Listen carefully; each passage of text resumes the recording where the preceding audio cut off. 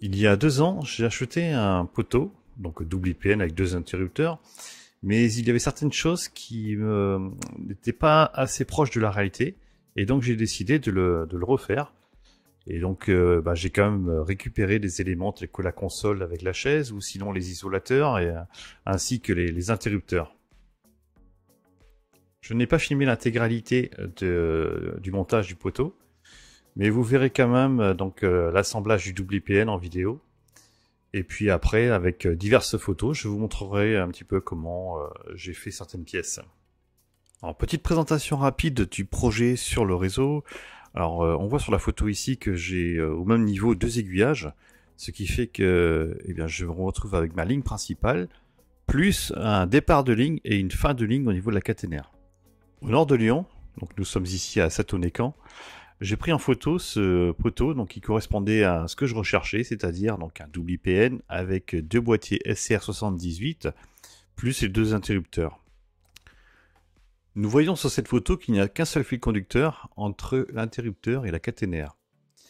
Je me suis donc inspiré de cette photo pour les doubler. Une petite précision, je suis passionné, mais je ne connais pas grand-chose à la SNCF. Donc je peux commettre des erreurs. Et je travaille essentiellement sur des photos que j'ai prises ou que j'ai trouvées, et j'essaie de reproduire ce qui existe. Pour l'assemblage du poteau, j'ai utilisé de la soudure liquide, et j'ai utilisé le fer à souder de 60 watts juste pour fixer le double IPN sur sa base.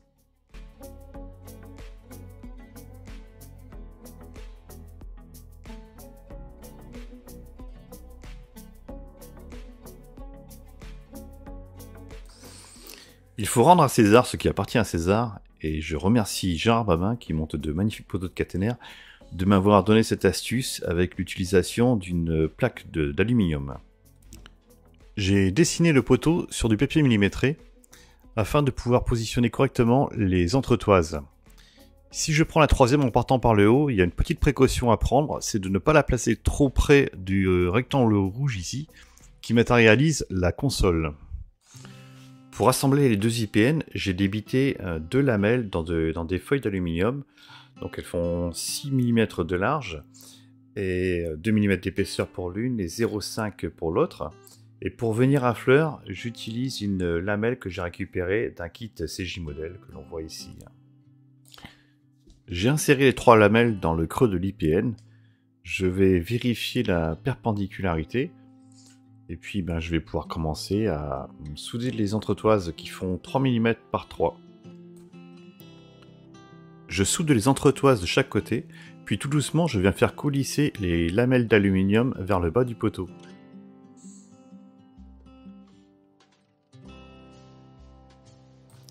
L'assemblage du double IPN est à présent terminé, il n'y a plus qu'à poncer. Et voilà, donc le ponçage est terminé.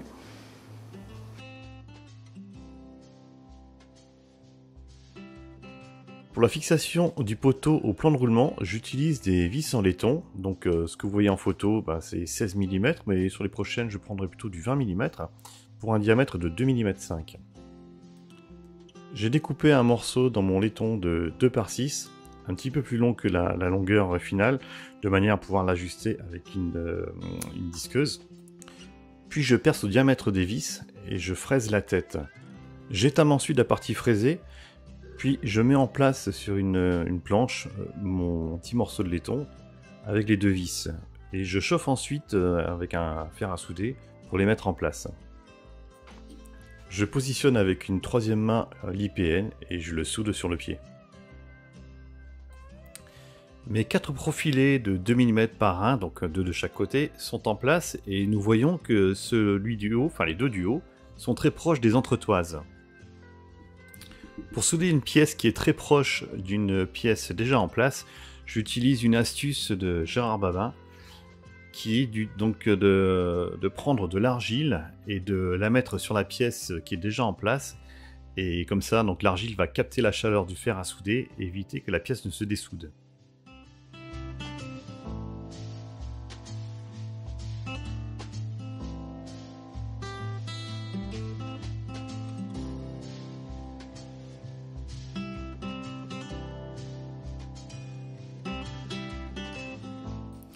Les pièces particulières du type rampe d'isolateur, comme on voit ici sur la photo en bas, ou les interrupteurs, également les chaises, proviennent des ateliers CJ Model.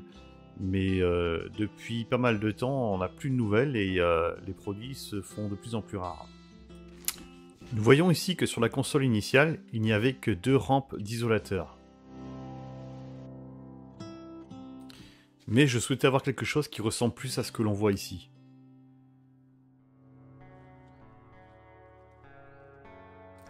Les haubans sont en place, mais je trouvais les ridoirs un petit peu trop grossiers.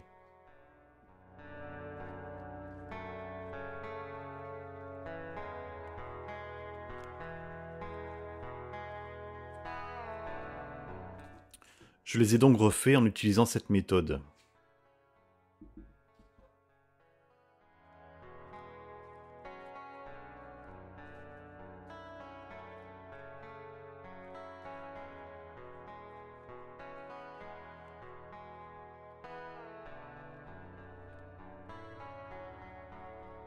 Nous voyons sur ces photos que beaucoup de pièces sont fixées par serrage sur une cornière.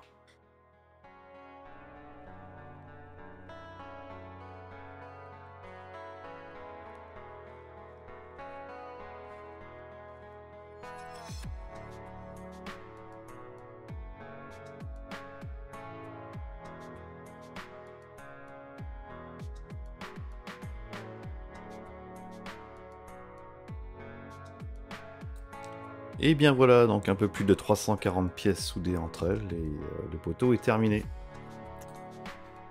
Maintenant on peut passer à la dernière étape, la peinture.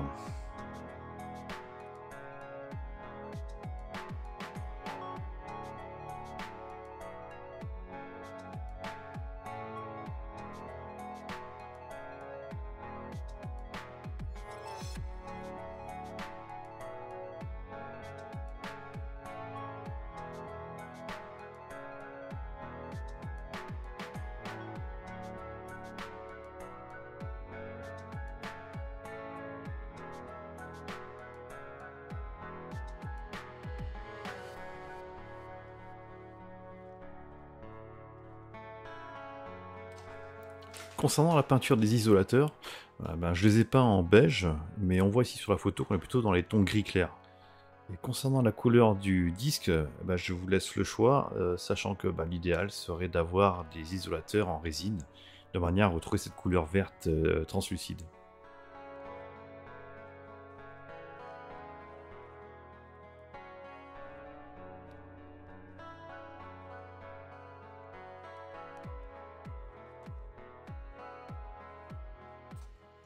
Une fois le poteau terminé, je viens créer un pied en béton avec de la pâte à modeler.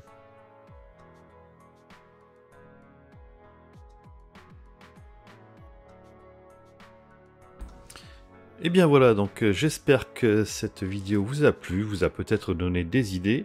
Et n'hésitez pas à vous lancer si c'est le cas. Je vous dis à bientôt.